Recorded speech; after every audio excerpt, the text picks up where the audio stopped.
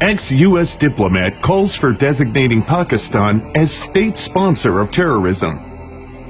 Zalmay Khalilzad, the former U.S. envoy to Afghanistan, has called for designating Pakistan as a state sponsor of terrorism and taking away Islamabad's status as a major non-NATO ally for the U.S. Khalilzad has a history of speaking against Pakistan, and this is something that few Afghans have enjoyed over the last few years.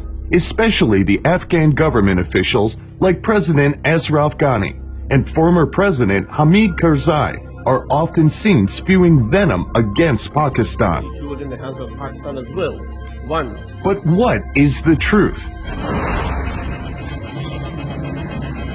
The truth is that Pakistan is housing 3 million Afghan refugees for the last 3 decades. Pakistan has stood with the Afghans throughout history because Pakistanis have thought of Afghans as their brothers, since both belong to the Islamic faith.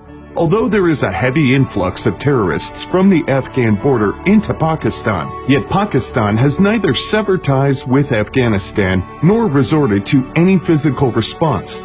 Like a truly mature and democratic country, all Pakistan has done is to convey its concerns through dialogues.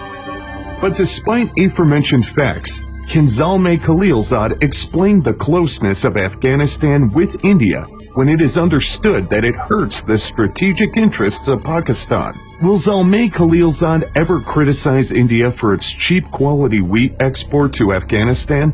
Will he talk about the Afghan students being raped inside Indian embassies in Afghanistan? Will he speak about the Chanukya ideology that India so dearly incorporates in its foreign policy?